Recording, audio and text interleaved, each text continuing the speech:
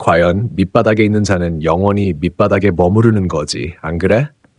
이건 62세의 한 남자가 40년 만에 동창회에 참석하며 인생의 원한과 예기치 않게 마주하게 되는 이야기다. 평범한 재회로만 여겨졌던 순간이 한 잔의 맥주와 한 장의 명함으로 시작되며 잔잔했던 시간이 크게 요동치기 시작한다. 오만함에 취해 거만하게 행동하는 남자와 침묵을 지키는 남자. 그 뒤에 숨겨진 비밀은 과거와 현재가 얽히며 조용히 드러난다. 사람들은 이 나이가 되면 예질 따위는 더 이상 중요하지 않다고 생각한다. 하지만 시간이 흘러도 이상하게 마음에 걸리는 이름이 있기 마련이다. 김민호, 62세의 평범한 남자. 몇 년 뒤면 은퇴를 앞두고 있다. 젊은 시절처럼 화려한 커리어도 없고 인간관계에서 누군가와 경쟁할 기력도 없다. 그런데도 최근 받은 한 통의 편지 앞에서 그의 마음은 흔들렸다. 중학교 동창회 초대장이었다. 솔직히 말해 그는 관심이 없었다.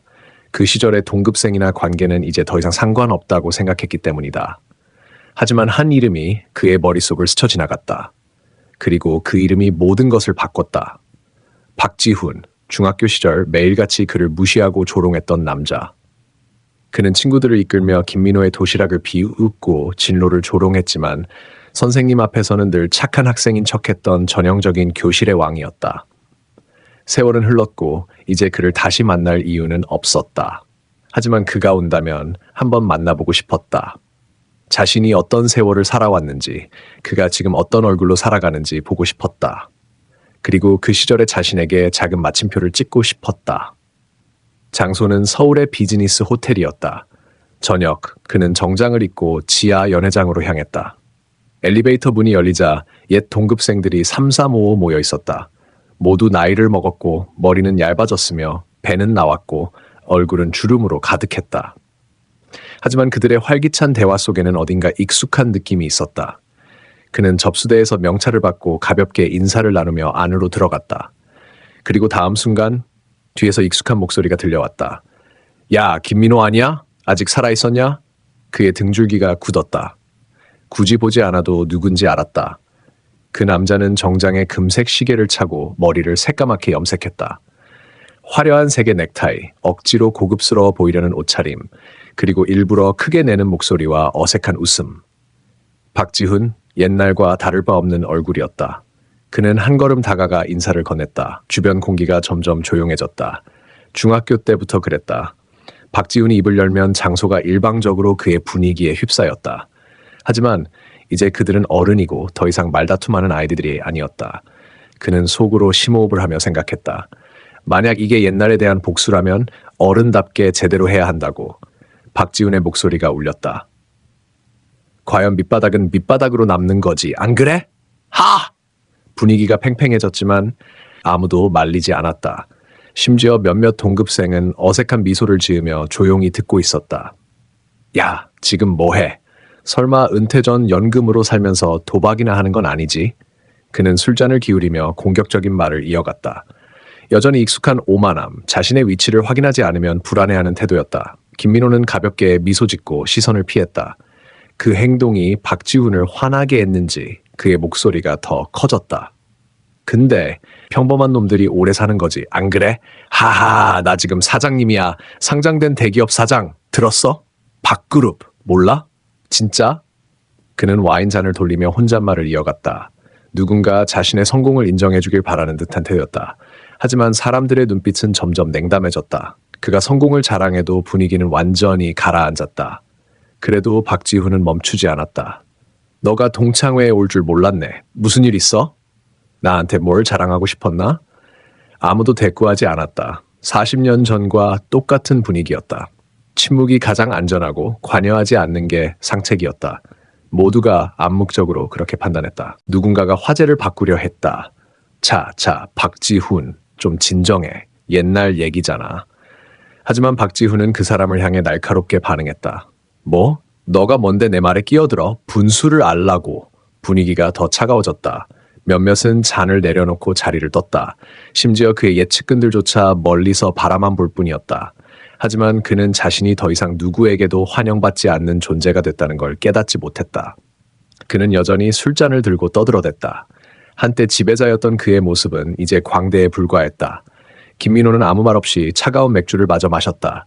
그 쓴맛이 묘하게 편안함을 주었다. 그는 박지훈의 다음 행동을 예측하고 있었다. 문제는 그걸 어떻게 대처하느냐였다. 술이 돌수록 박지훈의 태도는 점점 더 거칠어졌다. 목소리는 더 커졌고 말투는 점점 더 무시하는 투로 변했다. 야, 김민호, 너 진짜 안 변했네. 공기놀이처럼 앉아서 뭐해? 지금 어디서 일해? 연봉 얼마야? 3억 원? 우리 회사 알바보다 적은 거 아냐? 김민호는 대답 없이 조용히 맥주를 입에 댔다. 차가운 맥주의 쓴맛이 그를 진정시켜 주었다. 술에 취한 박지훈은 더 열을 올렸다. 난 지금 상장된 대기업 사장이야. 박그룹 몰라. 네이버에서 검색해봐. 우리 회사 엄청 유명해. 하지만 분위기는 이미 싸늘했다. 아무도 웃지 않고 눈을 마주치지 않았다. 모두 이 행사가 빨리 끝나길 바랐다. 야, 너 여기 와서 내 성공을 구경하려고 온 거지? 옛날 복수하고 싶었나? 그건 터무니없어. 우리 급이 다르니까. 김민호는 여전히 침묵했다. 갑자기 박지훈이 벌떡 일어나 그의 손에 있던 맥주잔을 낚아챘다. 그럼 내 성공을 축하하자고. 그는 소리를 지르며 맥주를 그의 머리에 부었다. 물소리가 요란하게 울리고 차가운 액체가 머리카락을 타고 얼굴을 적시며 셔츠기까지 흘러내렸다. 하! 그래. 넌 옛날부터 맥주 뒤집어 쓰고 입 다문 놈이었지. 기억나. 밑바닥 녀석. 아무도 웃지 않았다. 박지훈의 유치하고 천박한 행동에 분위기는 완전히 얼어붙었다. 몇몇은 시선을 피하고 몇몇은 조용히 자리를 떴다. 김민호는 천천히 일어나 가슴 주머니에서 손수건을 꺼내 젖은 머리를 닦고 모습을 정돈하며 아무 말도 하지 않았다. 그러고는 조용히 정장 안주머니에 손을 넣었다. 그 순간 박지훈의 미소가 처음으로 흔들렸다. 그의 눈에 공포와 경계의 빛이 스쳤다. 김민호는 천천히 명함 케이스를 꺼내 한 장을 집어들었다. 그리고 말없이 그것을 박지훈에게 내밀었다. 뭐야, 지금 명함이야? 장난해? 박지훈은 메마른 웃음을 지으며 명함을 받았다. 하지만 명함을 본 순간 그는 얼어붙었다. 명함 중앙에는 이렇게 적혀 있었다.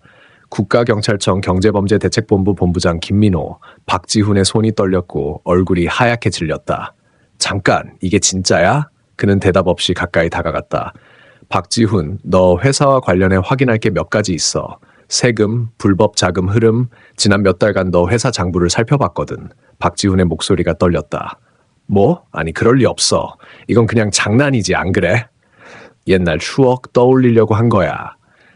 그의 자신감은 이미 사라졌다. 아, 네가 방금 맥주를 뒤집어 씌운 이 사람이 바로 그 수사의 책임자야.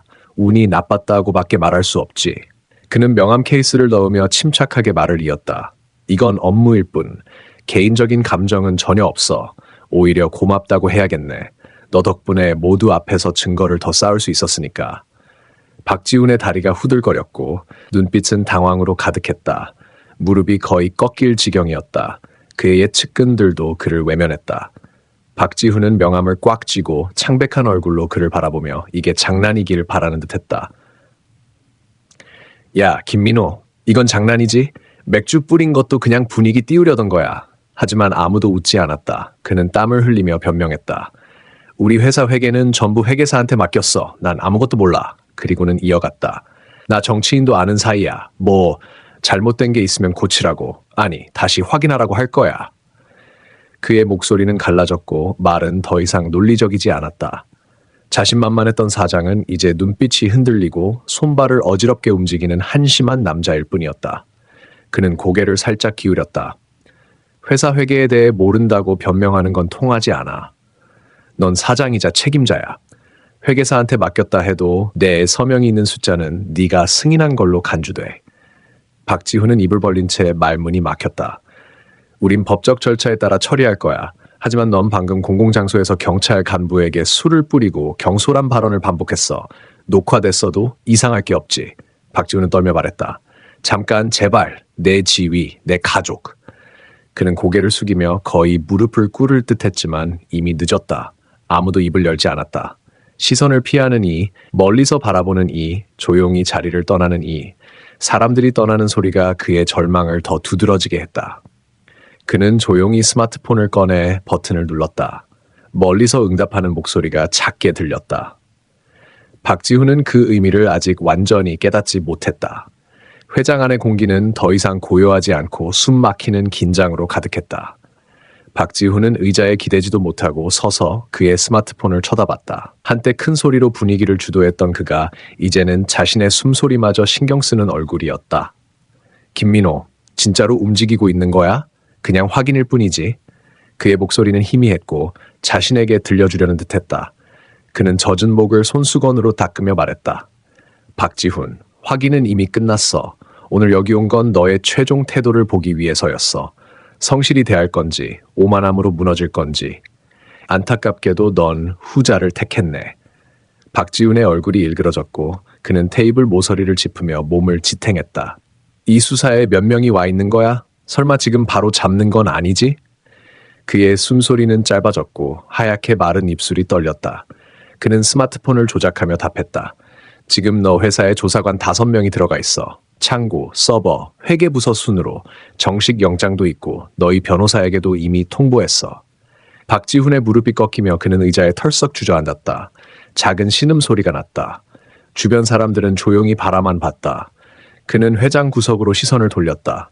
거기엔 정장 차림의 남자가 이미 이쪽으로 다가오고 있었다. 보고 드립니다. 계획대로 내부 기록 점검에 들어갔습니다.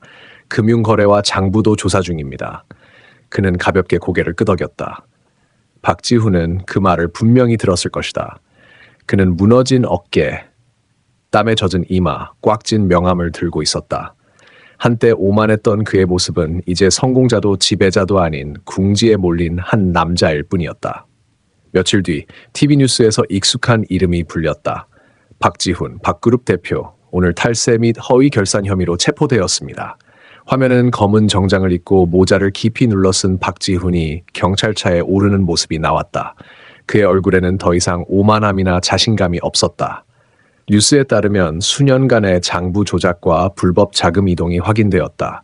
관련 인사들도 조사를 받고 있으며 그룹 전체에 영향을 미칠 가능성이 있다고 했다.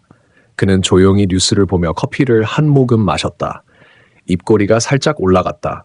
그날 밤 머리에 맥주를 뒤집어 썼던 감각이 목덜미에 남아있는 듯했다. 하지만 이상하게도 화가 나지 않았다. 감정은 이미 지나간 뒤였다. 옛날에 괴롭힘 당했던 걸 평생 원망한 건 아니었다. 하지만 인생 내내 얕잡아졌던 그 느낌은 40년이란 세월로도 지워지지 않았다. 그래서 그날 동창회에 가기로 했던 걸지도 모른다. 단지 한마디 하고 싶었을 뿐이다. 성실하고 조용히 살아온 사람을 얕보지 마. 화면 속 박지훈은 고개를 숙인 채 아무 말도 하지 않았다. 그 침묵이 가장 명확한 답이었다. 명함을 건넸을 때 그는 분명 이렇게 생각했을 것이다. 하필 이 녀석이 경찰이라니. 아니, 정확히는 하필 이 녀석이 내 인생을 끝낸 존재라니. 그는 TV를 끄고 의자에 몸을 기댔다. 등이 조금 더 곧아진 듯했다. 그리고 옛날 노트를 찢기며 침묵했던 14살의 자신이 조금은 자랑스러웠다. 이 이야기가 여러분 마음에 조금이라도 남았다면 채널 구독과 좋아요를 부탁드립니다. 비슷한 경험이나 느낌이 있다면 댓글로 공유해주세요. 다음 영상에서 다시 만나요.